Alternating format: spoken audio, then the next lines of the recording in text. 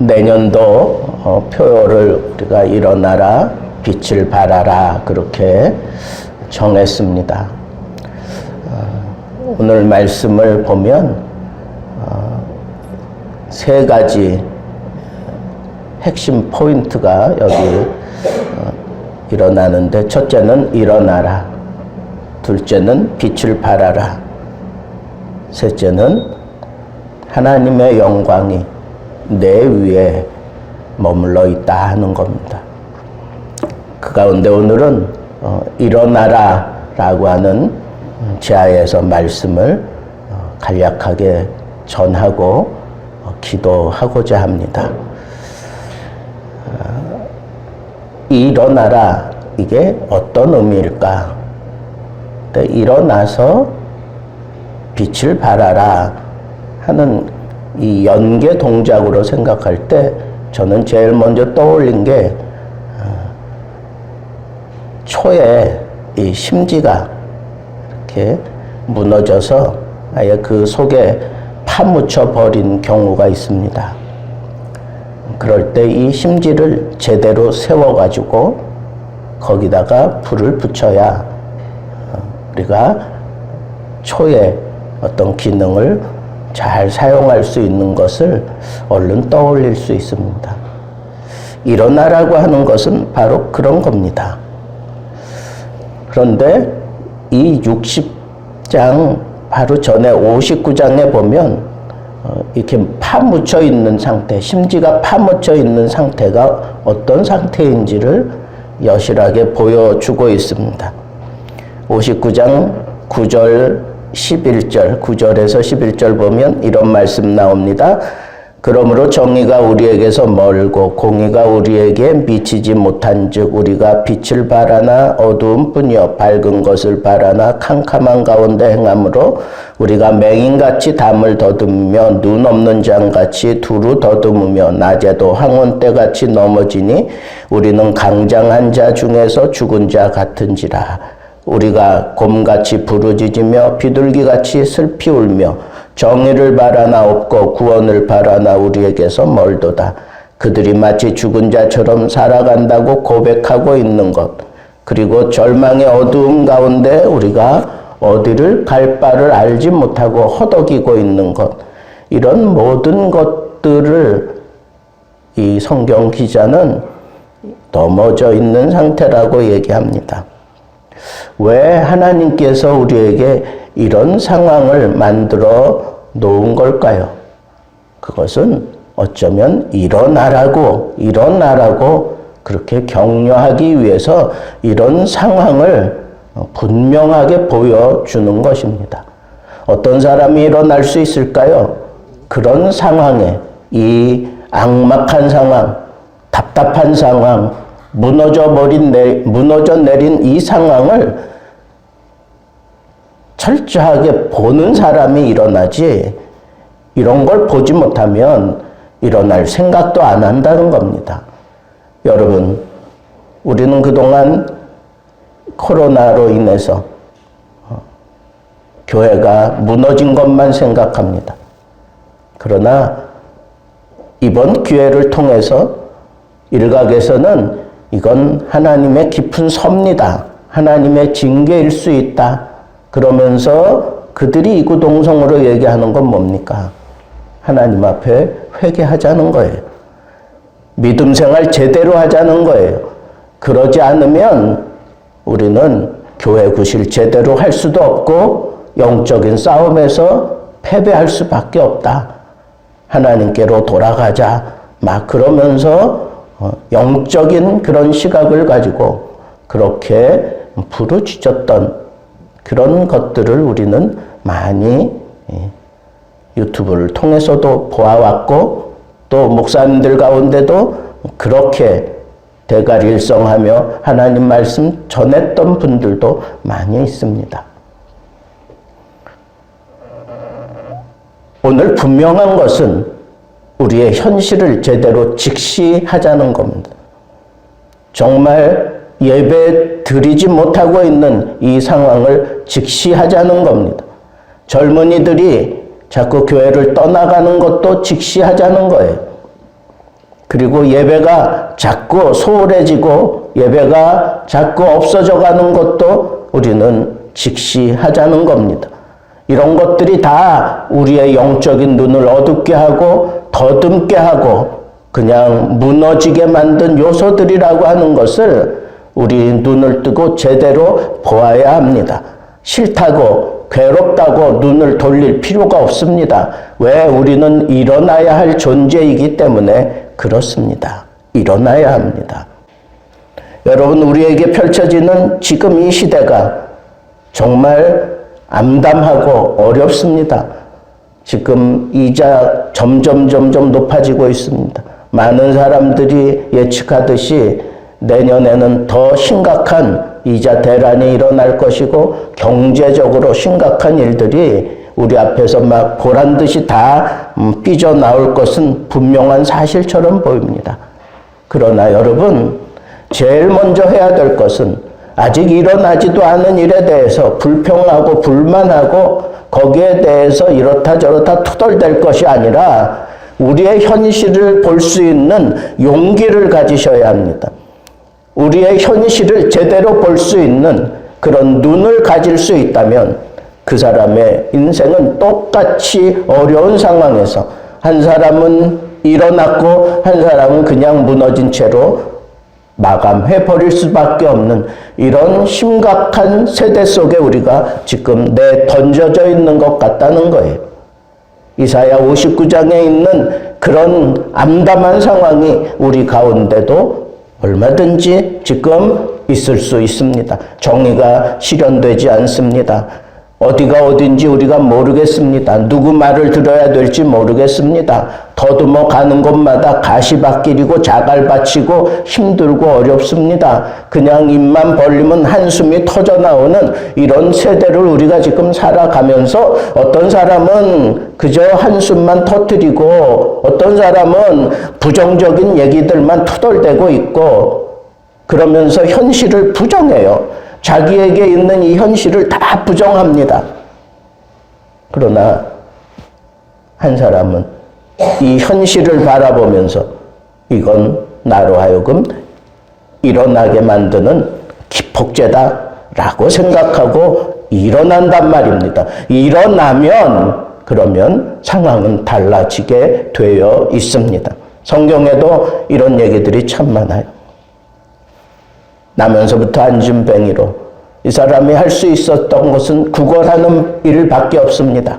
그래서 사람들에 이끌려서 성전 미문에 앉아서 지나가는 사람들에게 구걸하던 그 인생을 바라보면서 안타까운 마음으로 베드로와 요한이 말씀한 첫 마디가 뭡니까?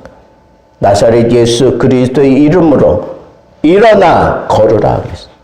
일어나라고 외쳤습니다. 그 상황에 그냥 적절하게 자기 목숨을 연명하기 위해서 그렇게 살라고 하지 않고 일어나라고 그랬습니다. 그건 말도 안 되는 상황이잖아요. 한 번도 걸어본 적도 없는 사람이었어요. 그러나 믿음의 눈을 가진 사람들, 하나님의 능력을 가지고 있는 사람들 눈에는 일어나지 않고는 이 모든 문제가 해결되지 않을 것을 알았기 때문에 베드로와 요한이 일어나 걸으라고 얘기하고 있습니다. 언제까지 그렇게 구걸하며 살겠느냐? 일어나라는 겁니다. 일어나라고 한 이 외침을 들었던 사람은 그냥 잠자고 있었던 소녀였습니다. 아니, 죽었던 소녀였습니다. 그 소녀에게 찾아 들어가서 조용히 그렇게 얘기했습니다. 소녀야, 일어나라. 소녀야, 일어나라. 달리다굼. 마치 잠자고 있는 아이를 아침에 이불을 걷어내면서 속삭이는 거죠. 아이야, 일어나라.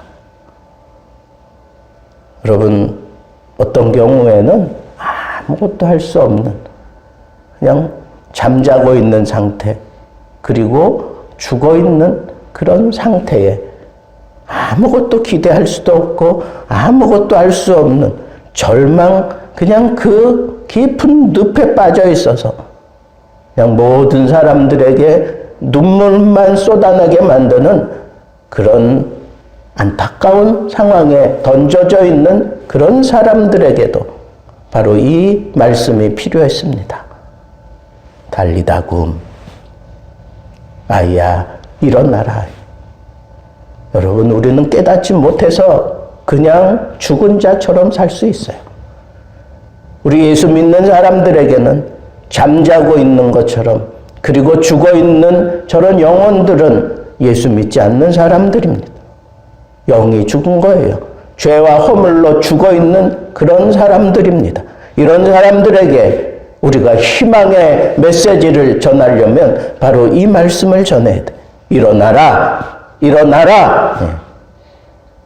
그러려면 우리에게 능력이 필요합니다. 베드로와 요한이 기도하러 가다가 그 형편을 바라보고 일어나라고 했던 것처럼 예수 그리스도가 이 야이로의 초청을 받고 그 절망의 집에 들어가서 그 아이를 향하여 일어나라고 그렇게 말씀하신 것처럼 이 어두운 상황, 죽어있는 그 세대를 향하여 우리가 외칠 수 있는 말씀이 있다고 하면 바로 이 말씀입니다. 일어나라, 일어나라. 청년들에게 일어나라고 외쳐야 합니다. 절망 가운데, 신음 가운데 쩌들어 있는 사람들에게 일어나라고 해야 합니다. 지금도 뭔가 꿈을 이루기 위해서 해외에 나아가 있는 사람들이 있습니다. 그리고 자기 꿈을 이루겠다고 발버둥 치고 있는 사람들 있습니다. 그런데 쉽사리 그 문이 열리지 않습니다. 점점 어려워져 갈 수도 있습니다. 그럴 때 정말 필요한 말씀, 바로 이 말씀이에요. 일어나라, 일어나라.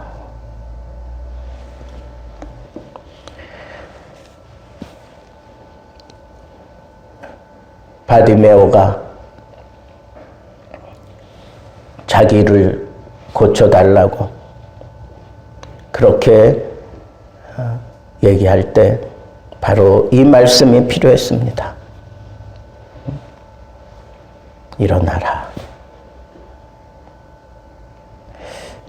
병든 자를 치유할 수 있는 말씀이 일어나라고 하는 말씀이에요.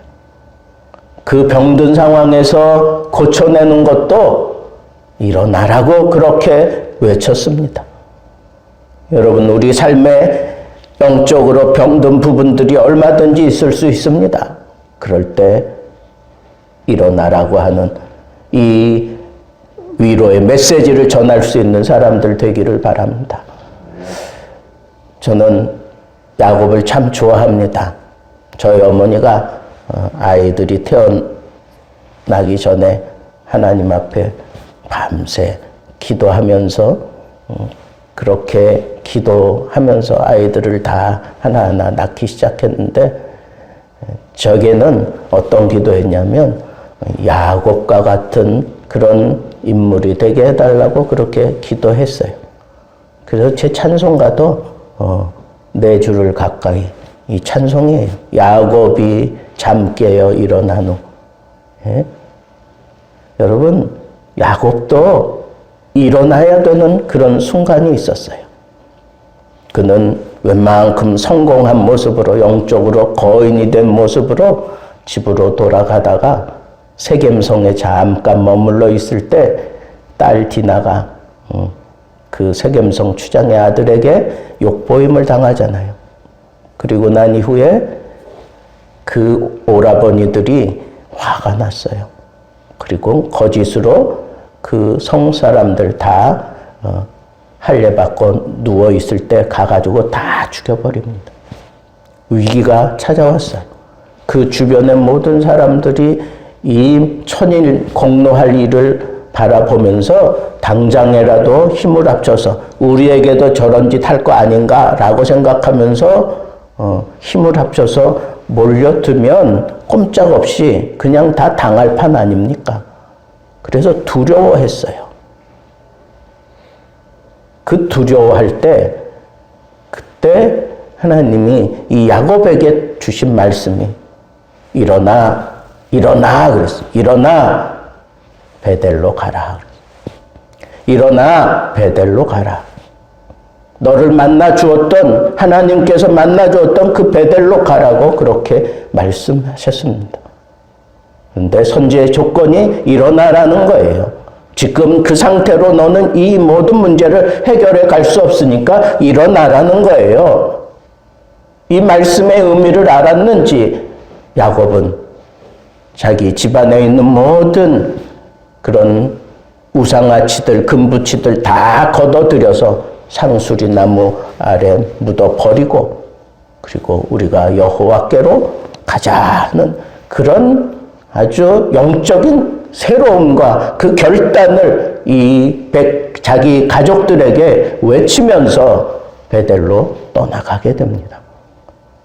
영적으로 어느 정도 승승장구해 가고 있을 때에 이런 어려움을 만났을 때에도 우리 하나님은 그렇게 말씀하십니다. 일어나.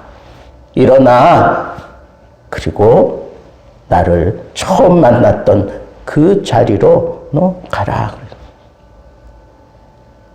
여러분, 2주간 우리가 하나님 앞에서 기도하면서 정말 일어나기를 바랍니다.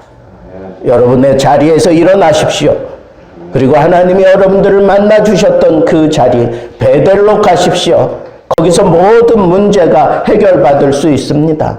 거기서는 하나님의 은혜가 여러분들을 지배할 수 있습니다. 하나님의 은혜가 여러분들을 지배하면 이 모든 문제 다 해결됩니다. 병적인 요소들 다 떠나가게 되고 내 약함도 하나님이 강하게 만들어 주실 거고 이 심각한 상황도 하나님의 은혜로 이것을 넘어가게 할 것이며 또 내가 기대하고 소원하던 이런 모든 일들을 하나님 앞에서 풀어가야 될 문제들인 줄 알고 거기서부터 새롭게 시작할 수가 있습니다. 이 시간 일어나야 합니다. 일어나십시오. 그리고 여러분들 삶에 여러분들의 그 모든 상황 속에 여러분들이 외치십시오. 일어나라. 나로 하여금 이렇게 내 발을 잡고 있는 이 모든 상황 일어나라. 나로 하여금 자꾸 마음 무너지게 만드는 내 기업 무너진 이 자리에서 일어나라. 내 꿈을 앗아간 이 모든 상황 일어나야 한다. 하나님이 말씀하셨느니라. 일어나라. 여러분 스스로 외치시면서 일깨우시고 일어나서 하나님의 놀라운 영광을 여러분들이 하루하루 하나님 앞에 펼쳐갈 수 있는 그런 멋진 하나님의 사람들 되기를 우리 주님의 이름으로 축복합니다.